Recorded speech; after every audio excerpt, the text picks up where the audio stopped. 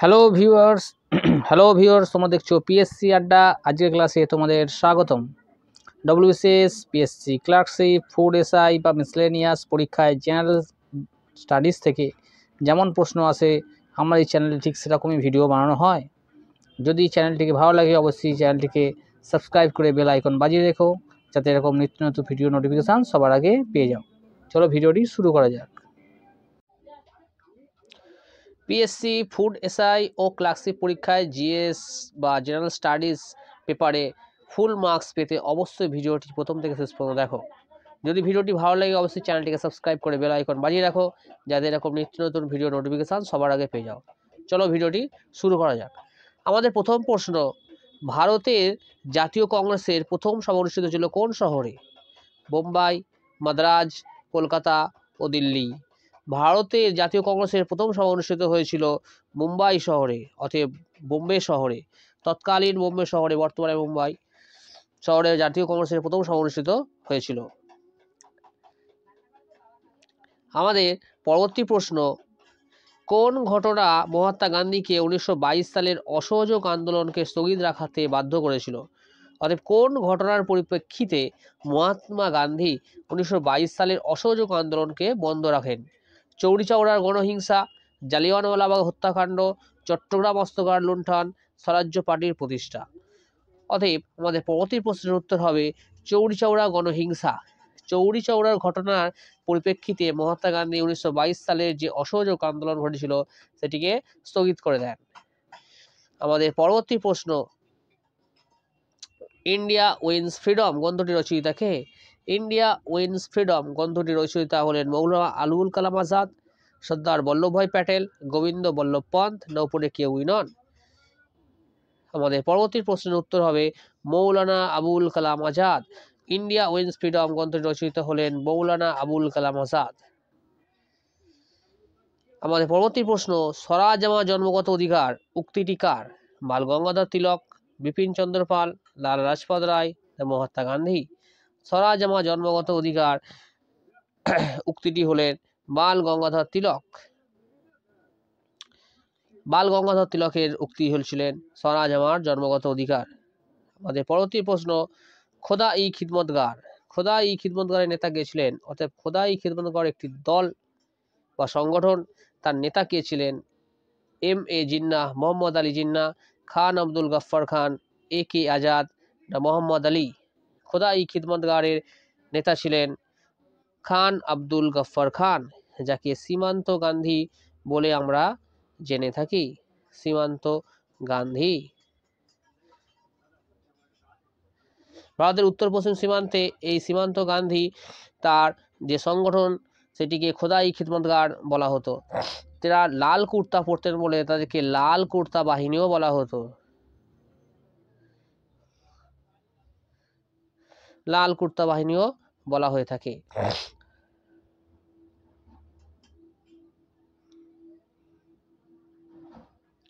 আমাদের পরবর্তী প্রশ্ন, সুভাষচন্দ্র দ্বিতীয়বারের জন্য কংগ্রেস সভাপতি নির্বাচিত হয়েছিলেন কোথায়? সুভাষচন্দ্র বসু দ্বিতীয়বারের জন্য কংগ্রেস সভাপতি নির্বাচিত হয়েছেন হরিপুরাতে, ত্রিপুরাতে, ওয়ার্ধায় না পাটনায়। ত্রিপুরা না ত্রিপুরীতে। হরিপুরায়, ত্রিপুরীতে, ওয়ার্ধায় না পাটনায়। সুভাষচন্দ্র বসু দ্বিতীয়বারের জন্য কংগ্রেস সভাপতি নির্বাচিত হয়েছিলেন ত্রিপুরীতে। ত্রিপুরীতে সুভাষচন্দ্র বসু দ্বিতীয়বারের জন্য কংগ্রেস সভাপতি নির্বাচিত হন। আমাদের পরবর্তী প্রশ্ন, স্বদেশী আন্দোলনের অন্যতম গুরুত্বপূর্ণ মুসলিম নেতা কে ছিলেন? স্বদেশী আন্দোলনের অন্যতম গুরুত্বপূর্ণ মুসলিম নেতা কে ছিলেন? লিয়াকত আলী খান, লিয়াকত হোসেন, মোহাম্মদ আলী না এ কে আজাদ। স্বদেশী আন্দোলনের অন্যতম গুরুত্বপূর্ণ মুসলিম নেতা ছিলেন লিয়াকত হোসেন। আমাদের অপশন বি রাইট। আমাদের পরবর্তী প্রশ্ন, poverty and un-British rule in India বইটির লেখক কে? সুরেন্দ্রনাথ ব্যানার্জি, ফিরোজ শাহ মেহতা, বদরুদ্দিন তৈয়বজি, দাদাভাই Naoroji. Poverty and un-British rule India বইটির লেখক হলেন অপশন ডি দাদাভাই নওরোজি। দাদাভাই নওরোজির লেখা বইটি হলো poverty and un-British rule in India. আমাদের পরবর্তী প্রশ্ন, কোন বছর মুসলিম লীগ পাকিস্তান প্রস্তাব গ্রহণ করেছিলেন? একটি খুবই ইম্পর্টেন্ট প্রশ্ন, বারবার পরীক্ষা এটি এসেছে, দীর্ঘবার দেখিয়ে দিয়েছি, এই পরীক্ষা বা এই প্রশ্নটি বারবার এসেছে। কোথায় এবং কোন বছর মুসলিম লীগ পাকিস্তান প্রস্তাব গ্রহণ করেছিল? সালটি 1916, 1929, 1940 না 1946? অপশন সি হলো রাইট অ্যান্সার, 1940 খ্রিস্টাব্দে। লাহোরে 1940 খ্রিস্টাব্দে মুসলিম লীগের পাকিস্তান প্রস্তাব গ্রহণ করে। আচ্ছা, এ বিষয়ে পাকিস্তান প্রস্তাব দিয়েছিলেন কে বা কার দ্বারা প্রথম উত্থাপিত হয়েছিল? চৌধুরী রহমত আলী, কেমব্রিজের বিশ্ববিদ্যালয়ের ছাত্র চৌধুরী রহমত আলী প্রথম পাকিস্তান প্রস্তাবের অঙ্গীকার বা দাবি করেছিলেন। আমাদের পরবর্তী প্রশ্ন, ভারতীয় জাতীয় কংগ্রেসের প্রথম অধিবেশনের সভাপতি কে ছিলেন? একটি মোস্ট ইম্পর্টেন্ট প্রশ্ন, এটি অনেকেই পারবে, এটা খুবই সহজ প্রশ্ন। ভারতীয় জাতীয় কংগ্রেসের প্রথম অধিবেশনের সভাপতি হয়েছিলেন দাদাভাই নওরোজি, ডব্লিউ.সি. ব্যানার্জি, ফিরোজ শাহ মেহতা, এস.এন. ব্যানার্জি। অর্থাৎ আমাদের প্রথম জাতীয় কংগ্রেসের প্রথম অধিবেশনের সভাপতি হয়েছিলেন ডব্লিউ.সি. ব্যানার্জি, উমেশ চন্দ্র ব্যানার্জি। আমাদের পরবর্তী প্রশ্ন, ভারতীয় জাতীয় কংগ্রেসের জনক হিসাবে পরিচিত ছিলেন কে? অতএব কার দ্বারা ভারতীয় জাতীয় কংগ্রেসের প্রাণ প্রতিষ্ঠা হয় বলা যেতে পারে? Dadabhai Naoroji, W C. Banerjee, A O. Hume, S N. Banerjee. আমাদের পরবর্তী প্রশ্নের উত্তর হবে A O. Hume, Allan Octavian Hume. তিনি একজন ব্রিটিশ বা ইংরেজ অবসরপ্রাপ্ত কর্মচারী ছিলেন। তার হাত ধরেই ভারতীয় জাতীয় কংগ্রেসের পুনঃপ্রাণ প্রতিষ্ঠা হয়েছিল। পুনঃপ্রাণ প্রতিষ্ঠা কথাটা ভুল হবে, এটি জাতীয় কংগ্রেসের স্থাপনে এক মুখ্য ভূমিকা গ্রহণ করেছিলেন, তাই জন্য তাকে জাতীয় কংগ্রেসের জনক হিসাবে বলা হয়। আমাদের পরবর্তী প্রশ্ন, ভারতের জাতীয় কংগ্রেসের প্রথম মুসলিম সভাপতি কে ছিলেন? এটা একটা মোস্ট ইম্পর্টেন্ট প্রশ্ন, বারবার বলছি যে বাছাই করা প্রশ্নগুলো নিয়ে এসেছি বারবার, বিভিন্ন পরীক্ষার ডব্লিউবিসিএস প্রিলিমিনারি বিভিন্ন পরীক্ষা থেকে এই প্রশ্নগুলোকে বাছাই করা হয়েছে এবং এই পরীক্ষাগুলি বারবার ক্লার্কশিপ, ফুড এসআই, মিসলেনিয়াস পরীক্ষায় বারবার রিপিট করা হয় থাকে। ভারতের জাতীয় কংগ্রেসের প্রথম মুসলিম সভাপতি ছিলেন, তিনি হলেন মোহাম্মদ আলী, আবুল কালাম আজাদ, বদরুদ্দিন তৈয়বজি, না কেউ নন। একটু অবশ্যই মনে রাখবে, অপশন সি হচ্ছে রাইট অ্যান্সার, বদরুদ্দিন তৈয়বজি। বদরুদ্দিন তৈয়বজি হয়েছিলেন জাতীয় কংগ্রেসের প্রথম মুসলিম সভাপতি, বদরুদ্দিন তৈয়বজি। আমাদের পরবর্তী প্রশ্ন, 13 নম্বর প্রশ্নের, লৌহ মানব হিসাবে পরিচিত কে? লৌহ মানব হিসাবে পরিচিত কে ছিলেন? জে.এল. নেহেরু, সর্দার বল্লভভাই পটেল, মহাত্মা গান্ধী, সুভাষচন্দ্র বসু। লৌহ মানব মানে আয়রন ম্যান অফ ইন্ডিয়া কাকে বলা হয়? সর্দার বল্লভভাই প্যাটেলকে আয়রন ম্যান অফ ইন্ডিয়া বলা হয়। আয়রন ম্যান আরেকজন আছেন, যারা হচ্ছে আমরা বিসমার্ক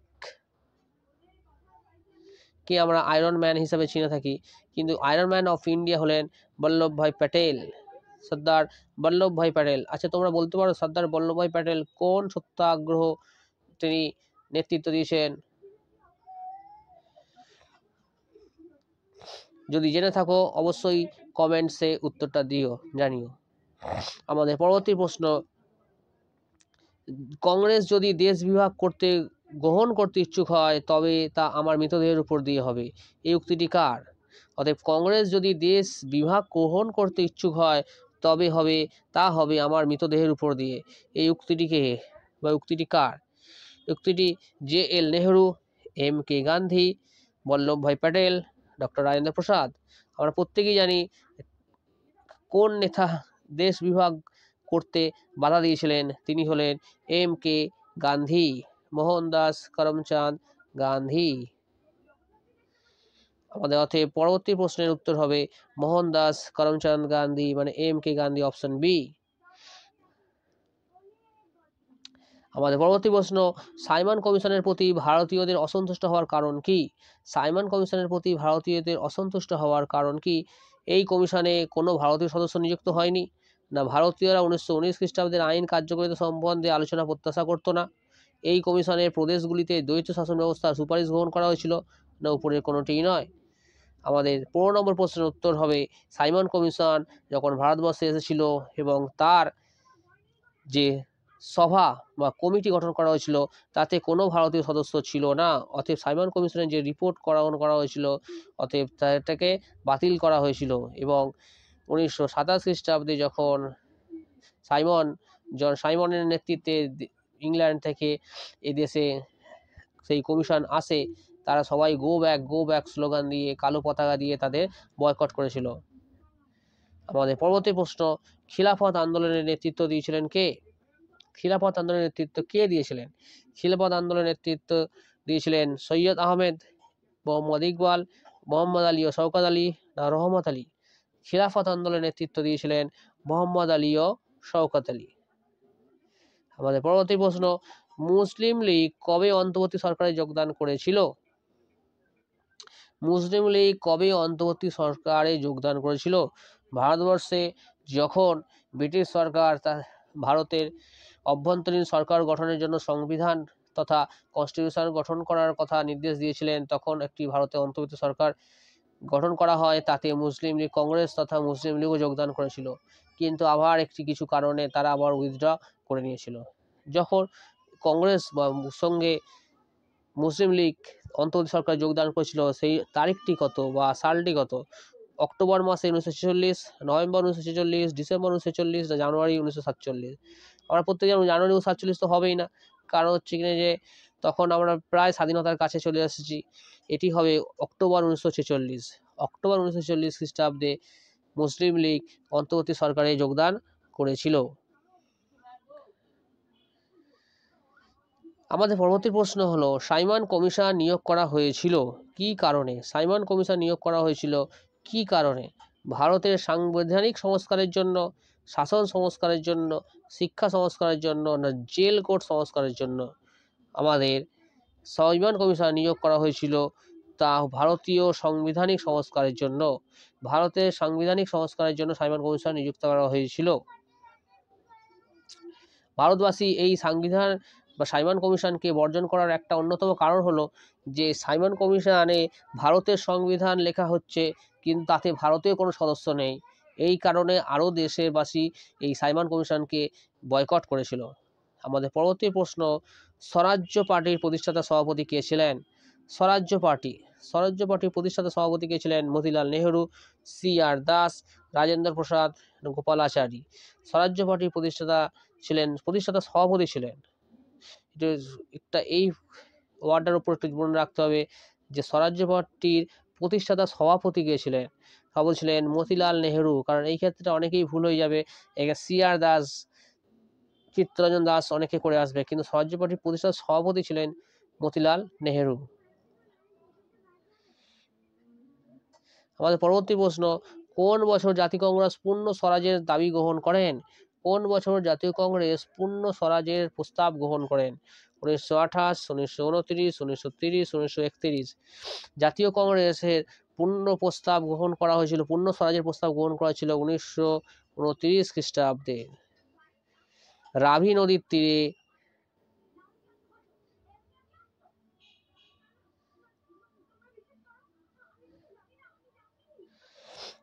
জাতীয় কংগ্রেস পূর্ণ স্বরাজের প্রস্তাব গ্রহণ করে এবং ঠিক হয় যে 1930 সালের 26শে জানুয়ারি থেকে আমরা ভারতবর্ষ কি করব? পূর্ণ স্বরাজের হিসাবে আমরা সেই স্বাধীনতা পালন করব। এই কারণকেই মনে রেখে 1950 সালের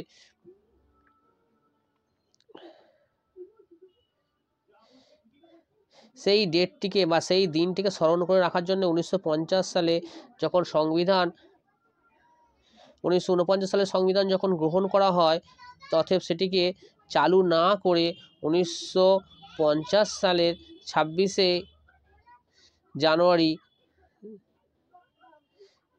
জানুয়ারি থেকে সেটি চালু করা হয়। অতএব এই 1929 সালে যে সিদ্ধান্ত নেওয়া হয়েছিল পূর্ণ স্বরাজের, সেটা 1930 সালের থেকেই স্বাধীনতা পালন করার কথা হয়েছিল, সেটা 26শে জানুয়ারি। অতএব এই দিনটিকে মনে রাখার জন্যই আমরা প্রতি বছর 26শে জানুয়ারি প্রজাতন্ত্র দিবস বা রিপাবলিক ডে পালন করে থাকি।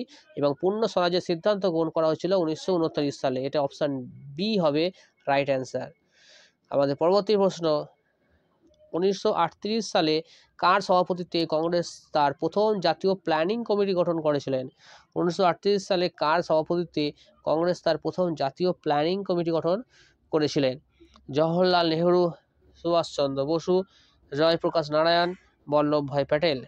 অতএব জাতীয় প্ল্যানিং কমিটি যে গঠেছিল তা হয়েছিল জওহরলাল নেহরুর নেতৃত্বে।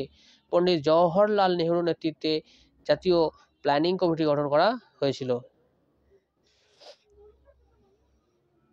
আমাদের পরবর্তী প্রশ্ন, সর্বভারতীয় ট্রেড ইউনিয়ন কংগ্রেস গঠিত হয় কত সালে? সর্বভারতীয় ট্রেড ইউনিয়ন কংগ্রেস গঠিত হয় 1918 সালে, 1920 সালে, 1921 সালে, 1924 সালে। আমাদের 22 নম্বর প্রশ্নের উত্তর হবে 1920 সালে। অপশান বি হলো রাইট অ্যান্সার। 1920 সালে জাতীয় কংগ্রেস গঠিত হয়। 1920 সালে ট্রেড ইউনিয়ন কংগ্রেস, সর্বভারতীয় ট্রেড ইউনিয়ন কংগ্রেস গঠিত হয় 1920 সালে। আমাদের পরবর্তী প্রশ্ন, নিম্নলিখিত কে কংগ্রেস সমাজতান্ত্রিক দলের সদস্য ছিলেন না? নিম্নলিখিত কে কংগ্রেসের সমাজতান্ত্রিক দলের সদস্য ছিলেন না? অচ্যুত পটবর্ধন, জওহরলাল নেহরু, জয়প্রকাশ নারায়ণ, আচার্য নরেন্দ্র দেব। আমাদের পরবর্তী প্রশ্নের উত্তর হবে জওহরলাল নেহরু। জওহরলাল নেহরু কংগ্রেসের সমাজতান্ত্রিক দলের সদস্য ছিলেন না। আমাদের পরবর্তী প্রশ্ন 24 নম্বর প্রশ্ন, বাংলায় কৃষক প্রজা পার্টি হয়ে গেছে, এটা প্রজা। বাংলায় কৃষক প্রজা পার্টি প্রতিষ্ঠা করেন কে? বাংলায় কৃষক প্রজা পার্টি প্রতিষ্ঠা করেছিলেন এ কে ফজলুল হক, মুজাফফর আহমেদ, লালা লাজপত রায়, আব্দুল হালিম। অতএব আমাদের পরবর্তী প্রশ্নের উত্তর হবে এ কে ফজলুল হক। এ কে ফজলুল হক বাংলায় কৃষক প্রজা পার্টি প্রতিষ্ঠা করেন। আমাদের পরবর্তী প্রশ্ন এবং শেষ প্রশ্ন, অল ইন্ডিয়া ট্রেড ইউনিয়ন কংগ্রেসের প্রতিষ্ঠাতা কে ছিলেন? অল ইন্ডিয়া ট্রেড ইউনিয়ন কংগ্রেসের প্রতিষ্ঠাতা ছিলেন M N Joshi, Jawaharlal Nehru, Lala Lajpat Rai, Muzaffar Ahmed. All Indian trade union কংগ্রেসের সভাপতি ছিলেন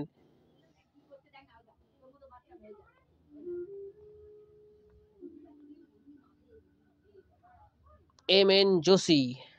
অল ইন্ডিয়া ট্রেড ইউনিয়ন কংগ্রেসের প্রতিষ্ঠাতা ছিলেন M N Joshi. All India trade union কংগ্রেসের প্রতিষ্ঠাতা ছিলেন এম এন জোশী। অতএব বন্ধুরা, ভিডিওটি কেমন লাগলো অবশ্যই কমেন্ট করে জানিও। যদি একটু ভিডিওটি তোমাদের ভালো লেগে থাকে চ্যানেলটিকে সাবস্ক্রাইব করে সঙ্গে থেকো, যাতে আমরা এরকম ভিডিও বানানোর সাহস পাই এবং মনোবল বাড়ে এবং নিত্য নতুন ভিডিও আরও তোমাদের জন্য আনতে পারি। এতক্ষণ ধরে ভিডিওটি দেখার জন্য ধন্যবাদ।